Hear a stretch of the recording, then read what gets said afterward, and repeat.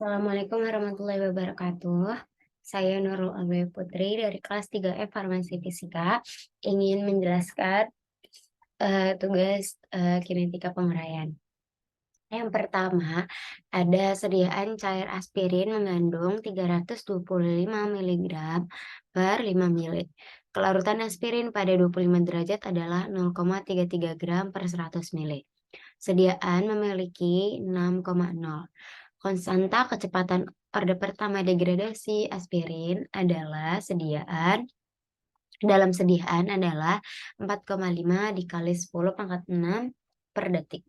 Jika produk dianggap tetap bagus sampai produk terurai menjadi 90% dari konsentrasi semula, tentukanlah masa guna sediaan tersebut.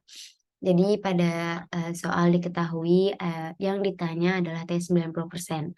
Lalu yang diketahui yang ada di soal ada konstanta satu yaitu 4,5 dikali 10 pangkat 6 per detik. Yang kedua ada kelarutan 0,33 gram per 100 mili. Lalu yang kedua ada sediaan cair aspirin atau A0 atau konsentrasi A, mengandung 325 miligram per 5 mili, maka kita, eee bisa kita kali ke 20 jadi biar 100 mili, jadi mengandung 6.500 miligram per 100 mili atau 6,5 gram per 100 mili. Lalu ada K0-nya, yaitu K1 dikali, kelarutan.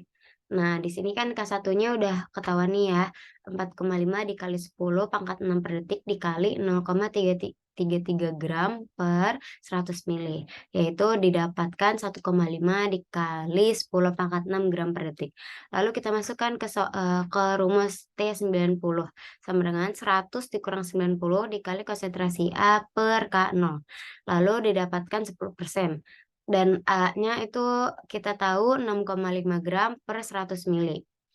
Lalu, K0-nya sudah kita hitung, yaitu 1,5 dikali 10 pangkat 6 gram per mili detik.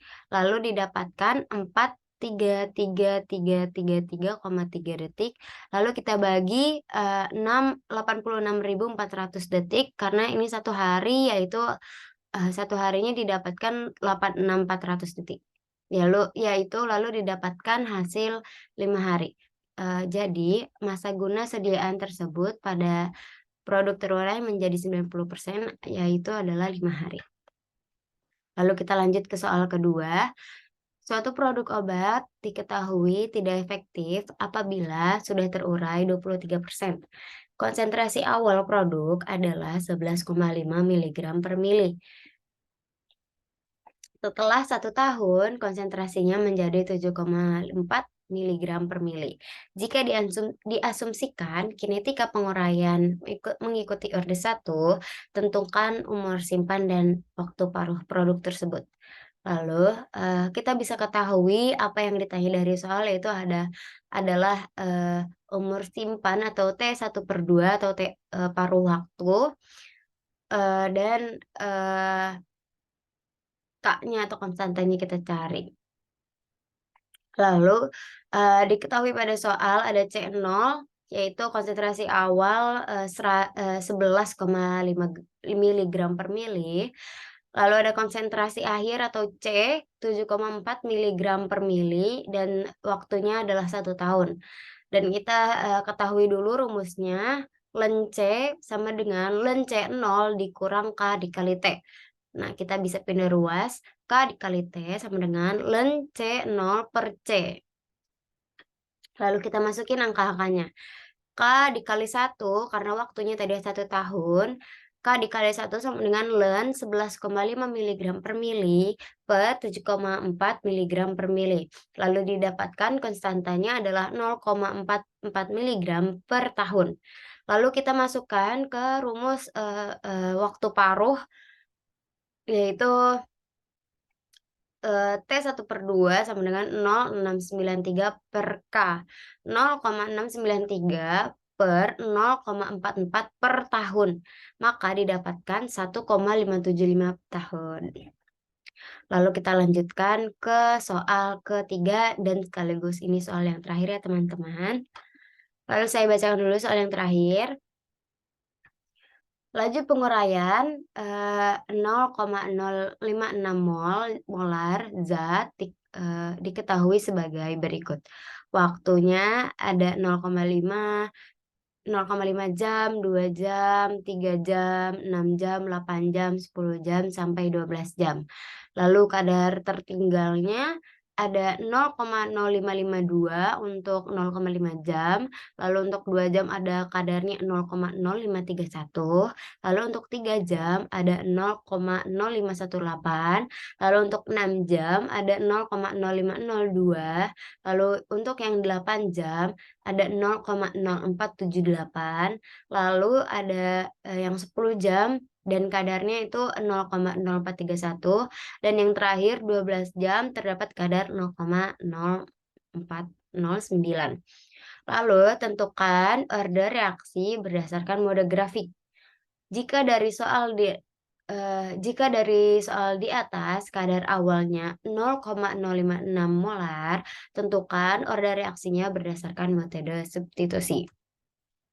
Lalu kita ketahui dulu nih, rumus metode grafik. Untuk orde 0, data X-nya itu waktu, berarti ini ya teman-teman untuk data X-nya.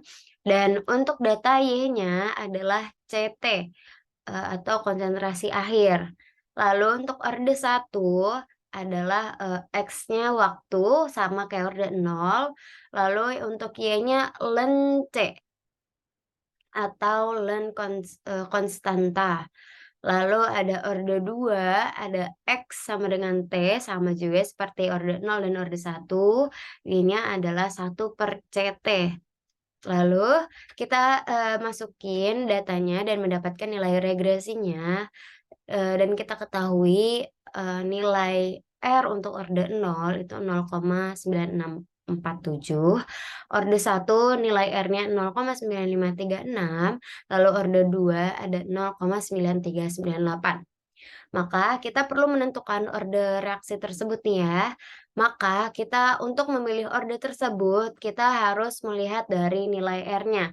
Nilai R yang paling mendekati 1, orde tersebutlah yang kita pilih.